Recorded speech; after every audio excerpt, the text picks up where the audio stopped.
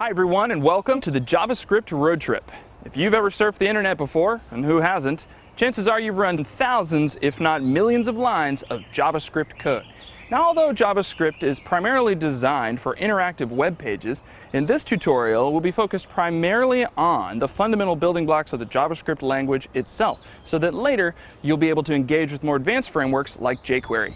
Now, in this first course on the road trip, we'll be looking at the fundamental building blocks of the JavaScript language, including how to manipulate values with operators, as well as how to create and store those values inside variables, and then how to find and create and run JavaScript source files within HTML code. And with that, all aboard, it's time to start your journey on the JavaScript road trip. From the labyrinth of loops to the variable valley, we'll see the cliffs of value first. JavaScript's right up your alley. Built-ins, bluff, files, files, array, archipelago. Declarations in a desert where you'll find out how far you'll go. Learn to program, take a ride, buy a ticket, step inside. All aboard, you're at the station to increase your education. Bon voyage, skinny dip! As long as functions you don't skip on this, the JavaScript road trip.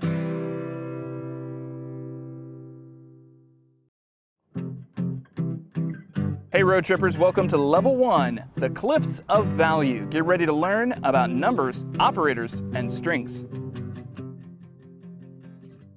There are two symbols that we'd like you to be familiar with as we move through this course. The first is the greater than symbol, which represents the JavaScript prompt. Here, we will place the code that will actually be entered into the console. The arrow that follows that is what gets returned from the code. The JavaScript language automatically recognizes numbers. So you can see that if we entered a 24 into the console will return 24 right back to us. The same goes for decimal values.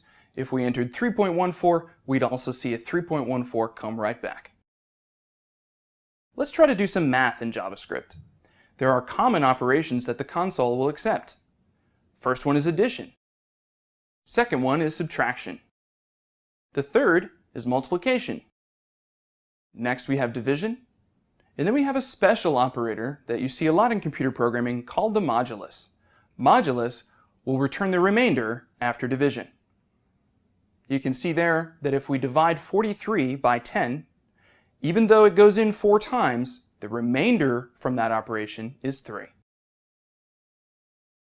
Along with the basic operations, JavaScript recognizes the standard order of operations in mathematics. You may remember this by the familiar acronym parentheses, exponents, multiplication, division, addition, and subtraction, or PEMDAS.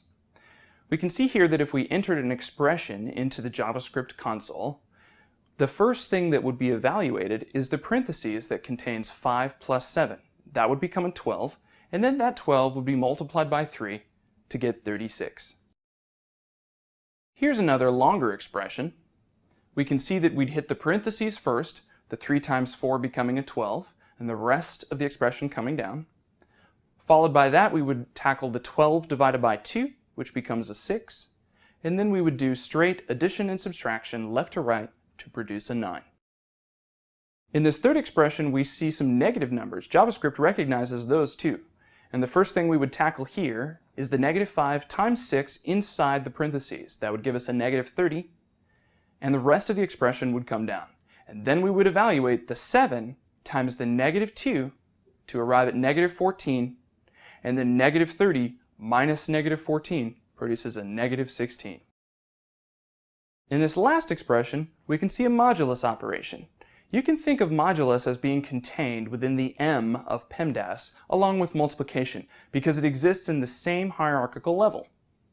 Here in this operation, what we would do first is the innermost parentheses, that 3 plus 1. That would become a 4, and then we'd be left with an 8 modulus 4 inside that last parentheses. The remainder after 8 is divided by 4 is 0. And then we would add 4 and 0 together and get 4. There are some unique comparators in the JavaScript language that allow us to compare values.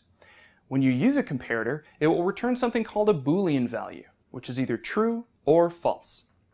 Here you can see the comparator greater than, which you're probably familiar with. The question asks, is 6 greater than 4? And JavaScript returns true.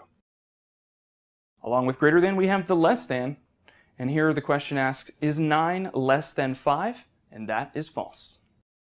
To compare equality of numbers in JavaScript, we have to use a special syntax.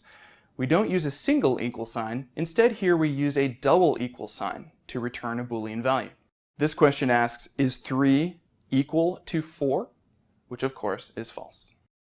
JavaScript has a special syntax to ask whether two values are not equal. We use an exclamation point in front of an equal sign to ask the not equal question.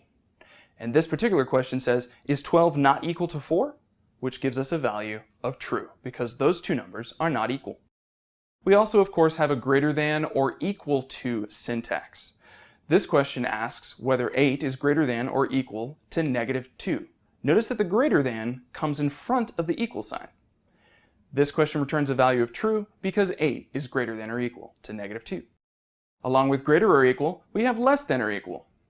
This question asks, is 10 less than or equal to 10? And since it is equal, we get a truth value.